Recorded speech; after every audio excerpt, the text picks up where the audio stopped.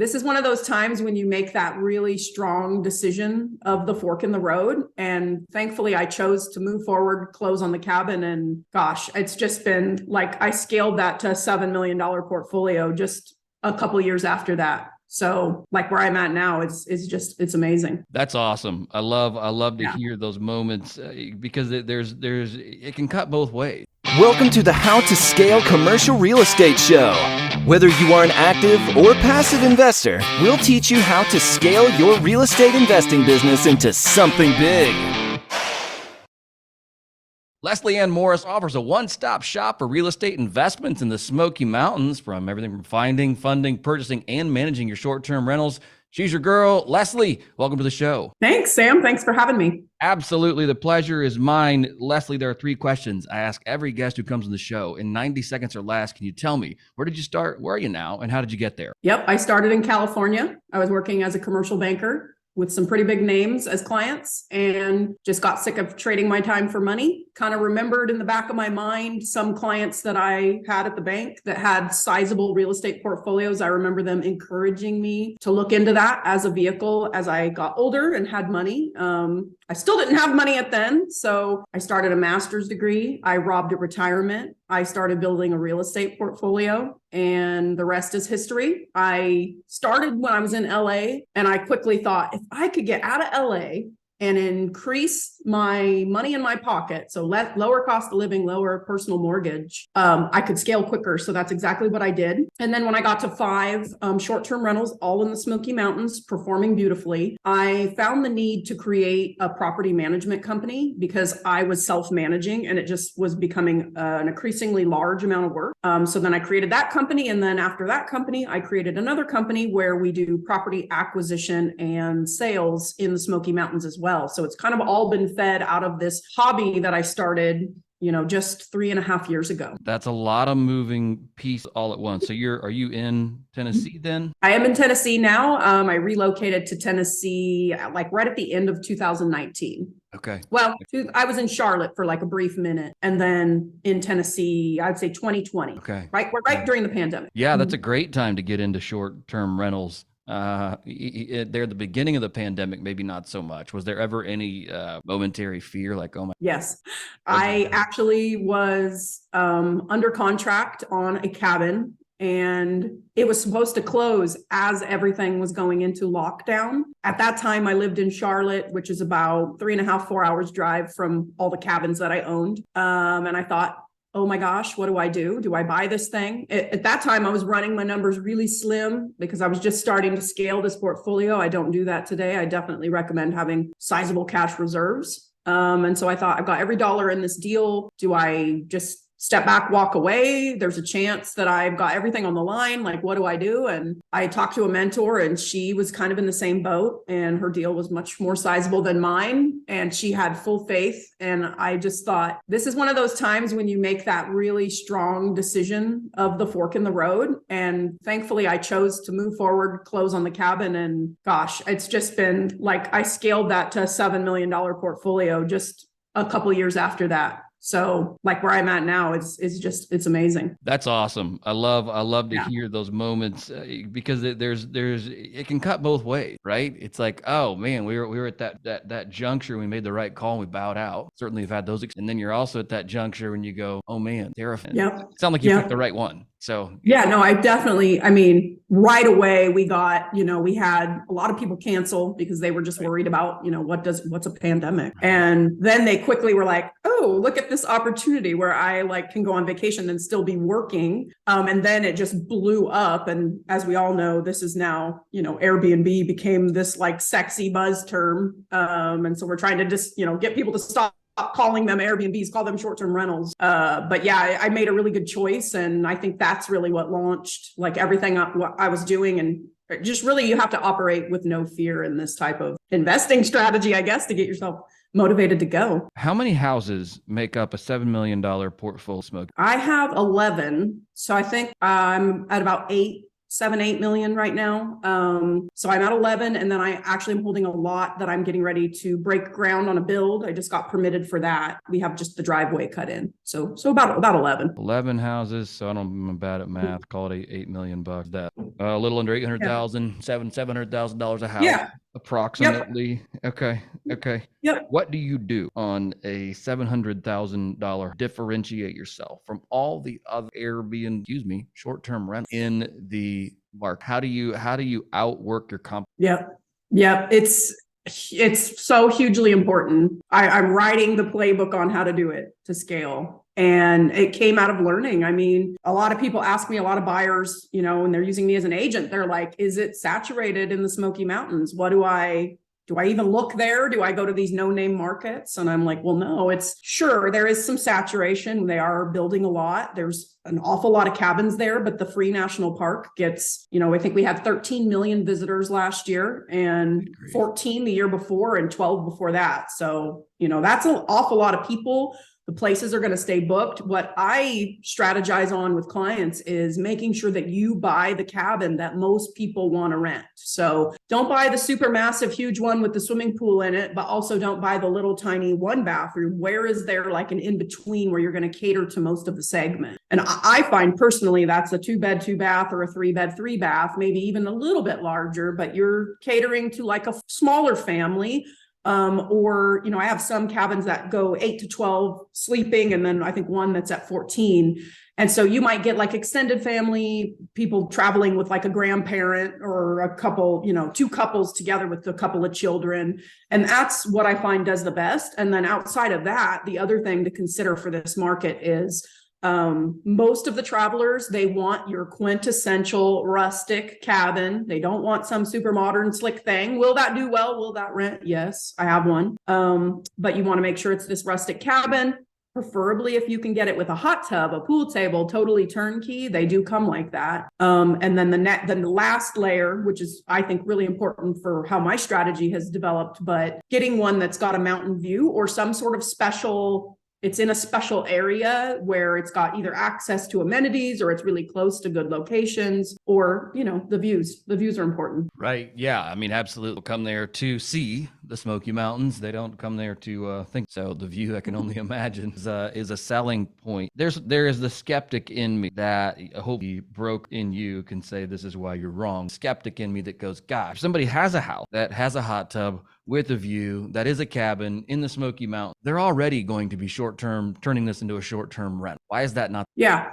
no, I mean, it's primarily a vacation market. So you would be buying something that probably already was on a rental program.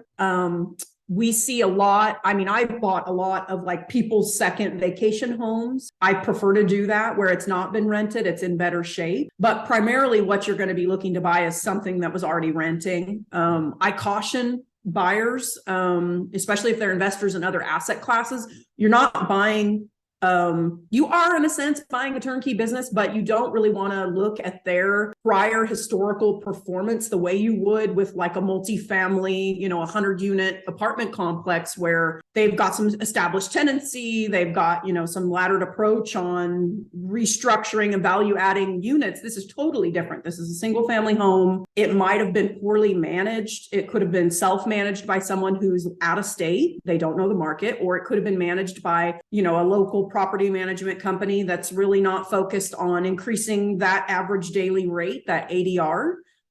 So really, I don't look at historical numbers at all. If they tell me they did 50 or they did 100, I don't care. I'm going to look and see what I think it'll make in my portfolio based on the strategy that we have, out in the field of the Smoky Mountains, which is like multi-pronged social media marketing approach. We partner with tons of local entities.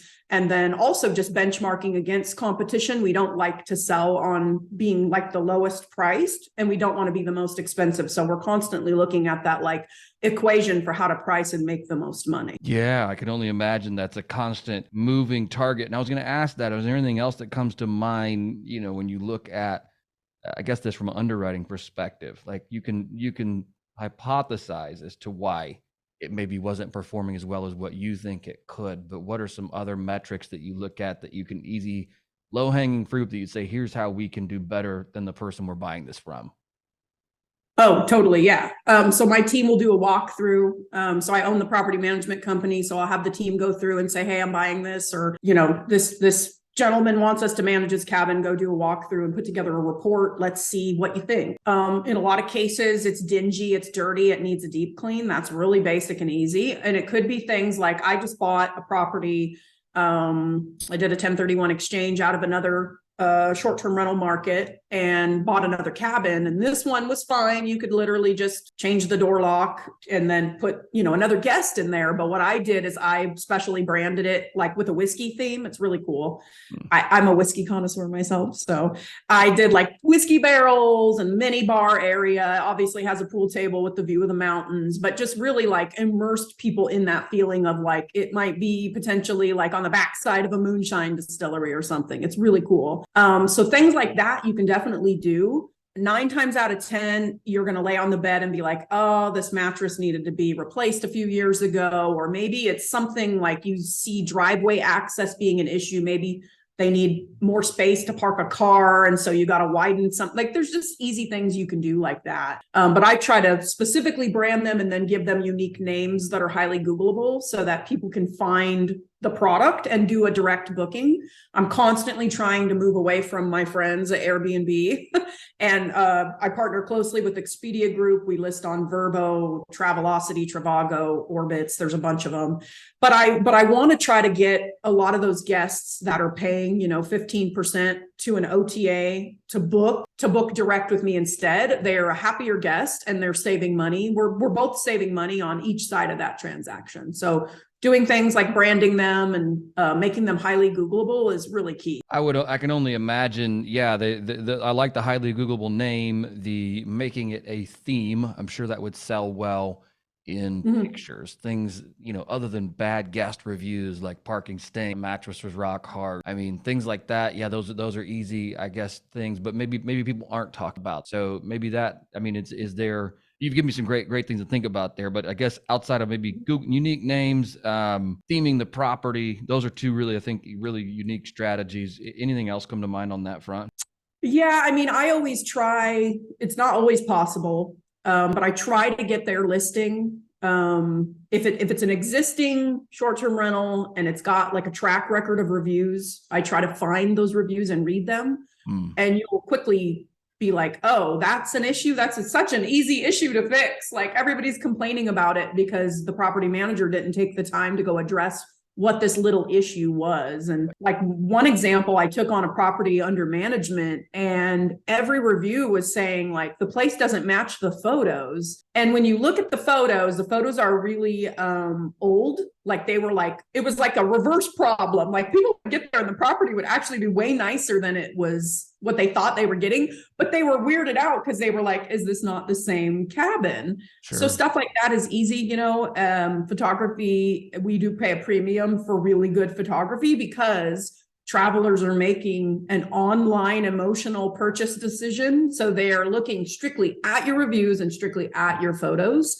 So you really want to put, I probably spend $400, $500, $600 on photos. We do drone images and some other fancy stuff. But yeah, reading those reviews can be key. It could be like we had one, I don't think it was one I bought, but one of my clients was looking at that had like a mice problem. Like that's also easy to fix. If people are hearing critters, like pest services are key in the mountains. You have to be having like routine pest service. Right. So. Right. Yeah. Those are easy things to, generally easy things to fix. Let's talk about cutting 10 out. Even with that, you still have to have, I would imagine, maybe I'm wrong, but a third party, some plugs in even to your website that manages those books for you. Is that right? Yeah, that's totally right. So I use OwnerRez. It is a version of a property management software, a PMS. They are becoming really mainstream, specifically for short-term rentals. There's tons of companies popping up. And I think the primary reason that I moved to that platform was twofold. One, it allowed like an integrated interface that shot out via like API connection to Airbnb to Expedia to Vrbo, so that if somebody books on one, you're not having to manually go scurry and block your calendar on other websites. So that's like the main reason people do that. And then the secondary reason was, you named it, direct booking. So with my property management software, it gives like a website option, and it's really easy to create a listing and then just kind of shove it out, to Airbnb, to Vrbo, and then to my own website. Any change I make, I don't need to make it multiple times on different websites. I can just do it the one time. And it's really allowed us to automate like a lot of our guest communication. It looks and feels like somebody is actually making an email for them, but it's just,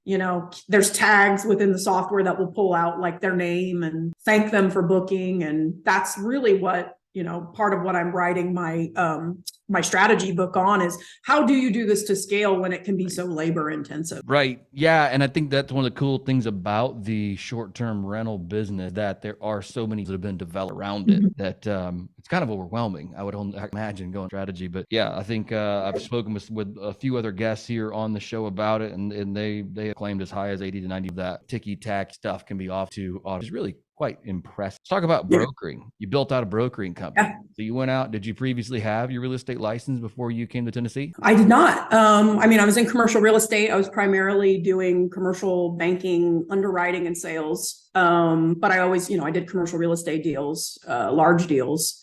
I got my license out of a need to just cut out a middleman. I just got licensed for myself. I'm an affiliate broker, is what the state of Tennessee calls me. Right. And I hang my license with Zach Taylor Real Estate, and I have like multiple partners that help me, transaction coordinators and things like that. But honestly, I just got licensed not to create a business. That kind of came out of just a demand for people wanting to, lean on my expertise that I built up. But I did it because I just got sick of I wanted to go straight to the listing agent and ask questions because I didn't feel like I needed the support of an agent. So that's kind of why I did that. And then in the state of Tennessee, you have to have the agent license to get the property management license. So it was a nice progression of all these licenses that I had to get to do what I wanted to do. Right. If I recall, what is years you have to have your affiliate before you can get the next step up, the broker license from there? Okay. It's a weird series of steps here. Is that something you would recommend most people out and get? I guess when I started adding up, I had closed 5 deals the year prior. And I was like, if I would have been the licensed agent, I would have had another income stream from those 5 deals. Is it a lot more work? Sure. And then the other thing too is access to the data. I was doing things like Zillow or, realtor.com, and that's all fine and dandy. I still use those tools today. The interface is friendly, but there was a delay in actual data. And then you can't get to like the docs. If an agent is selling a cabin, they upload maybe what's the utilities been the prior 12 months. That's really helpful for underwriting, and not having to call to get that information. Just log in and get it is really, that for me, that's key. Yeah, for sure. Yeah. And I think that's one of the reasons I have retained mine here in Tennessee. It's just because it's like, oh, hey, when I want it, good data there, both on the residential and on the commercial. So it's very, very helpful. So we've talked about brokering. We've talked about some of your strategy inside of how you built your portfolio. We've talked about we haven't really talked much about your property management. Tell me about growing that business. Yeah, that was just, I needed help. I got to 5. I had 5 short-term rentals. At that time, they were all in the Smokies, and I was just getting ready to wrap up my master's degree from the University of Southern California. And I was like, I'm going to have so much time available. What's that next thing I should be focusing on? And that was when I started to work on the direct booking website and integrate everything. And then I had like some friends from USC, like colleagues, saying, it'd be great if you could help me, tell me what to buy and help me. And I'm like, I'm just not set up to do that, nor do I want to mess with people. Being an agent sounds horrible. And so then before I knew it, that's what I was doing. And then, so the property management, I really just felt like I needed help, because I still had, at that point, I was still working a full-time job, a W-2 job. So I just needed the help. That's why I did it. And so now we're really picky on who we do business with. We want to make sure it fits not only our territory, but our brand we've created. So we probably turn away more business than we take on. We want to keep it small and boutique. And I want to keep, I spend thousands of dollars a month in Google ads to lift up this brand. We were nominated for Best of Pigeon Forge in the cabin rental category our first year in business. So like a lot of exciting things are happening out of good choices we're making. So I just want to really stay true to that. And that's a part of the strategy too, is when I work with a client that wants to buy, I'm not going to sell them something I wouldn't buy myself, because I don't want to offer management for it if it's, not going to perform well. So it's been a good, cohesive business strategy for me. Right. No, that makes all the sense in the world. You get to a point where it's just a natural progression. I think those for me are, I think, more fun stories, because it's just like, as opposed to just, hey, I'm gonna go out and conquer the world. It's like, hey, I'm gonna take this down. Then you're like, oh wait, there's a need there, we'll fill it that way. Oh wait, there's a need there, and we'll fill it that way. And so it just this kind of bolting on the businesses along the way. What's one thing, if you could rewind the last 3.5 years, what's one thing maybe that you would do differently if you buy more faster? That's what everyone says, right? I mean, I did a lot of testing. I really wanted to stretch, and as an investor and test, so even though I had friends, mentors, they're like, oh, don't buy that. That's probably not going to do very well. I did do a lot of those type of deals. I still hold some of those. I'm slowly 1031ing out of the stuff that I thought was non-optimal. So I have a couple I'm like on the fence with. Do I just let it ride for a year, see how it goes? And, they're primarily like houses in good areas in the Smoky Mountains, but they're not cabins. So really you need to buy a cabin. But yeah, I don't know. I think with anything in life, you learn by doing, and I'm like, I need to fail a little bit to be like, oh, that stung, I'm not going to make that choice again. That's a big part of it. Got it. I absolutely love it. You go by Leslie or Leslie Ann? I'm not sure I even cleared that up with you. Just Leslie's fine. Yeah, well, whatever. We're here in the South. And so, I mean, if you're female in Memphis, Tennessee, you have two first names. So I think everybody, so I have to ask. Very good. Yeah. Leslie. Yeah. It's been a pleasure. Leslie Ann with my Southern accent. That's right. Leslie Ann. It's been a pleasure having you on the show today. I've certainly learned a lot about how you've scaled, how you've grown, the way you've grown without really killing yourself doing it. And it sounds like it's been a very organic and fun path for you up to this point in time. If our listeners want to get in touch with you and learn more about you, what is the best way to do that? Instagram. I share almost everything on Instagram, down to case studies, underwriting for deals. That is Instagram.com/Leslie.Ann.Morris, and with an E. And then there's a link tree where I have just jumping off points to everything: my portfolio, my businesses, other podcasts I've recorded, free information I put out. I have an email list. I'm constantly trying to add value. I'm trying to create things that I wish I would have had when I was a junior investor. Things around like coaching and mentoring and masterminding and all that. And just making it like very fun. To your point, it is very fun. Fantastic. Leslie, thank you again for coming on today. I certainly appreciate it. Thanks, Sam. Appreciate it. Welcome to the How to Scale Commercial Real Estate Show. Whether you are an active or passive investor, we'll teach you how to scale your real estate investing business into something big.